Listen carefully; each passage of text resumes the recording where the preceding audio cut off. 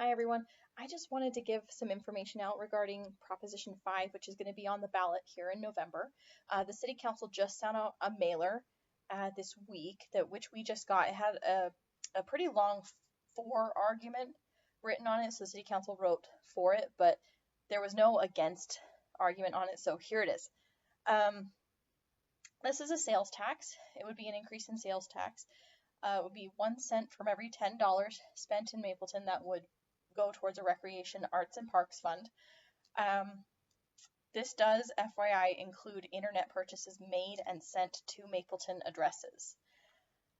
The City Council argues that because the cities around us, including Spanish Fork, Springville, Santaquin, Provo, Orem, etc., have this tax, that why shouldn't we have the tax?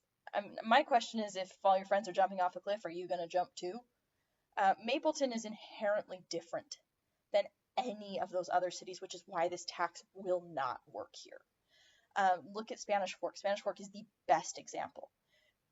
People from Mapleton have to do our shopping for necessities outside of Mapleton because we just don't have a lot of businesses here. We're already paying an RAP tax in Spanish Fork and Springville, and that's not going to change because we're still going to have to get our necessities from those cities. Likewise, big difference for Spanish Fork and other cities, and especially Spanish Fork. They not only have out-of-city money coming in to pay sales tax there, they have out-of-state money coming across that Highway 6 that comes and pays sales tax in their city. That's not Mapleton's reality. This is not a tax that would, according to the City Council, level the playing field. This is a tax that would be a double tax on Mapleton citizens because we have to leave and go to Spanish Fork to get our necessities, but now we're just going to tax us again here. And again, the argument would be that we would have more amenities here in Mapleton. The reality is that it's really not a lot of money that this would even generate. The mayor and on the mailer said that this tax would generate between $75,000 and $125,000 a year.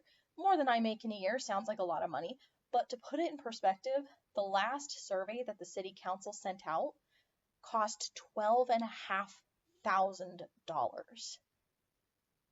So this tax wouldn't pay for many of those, and I really question as to what else it would actually even pay for. The survey itself is 10 to 16% of what this tax would raise in a year. They blew it overnight on a survey.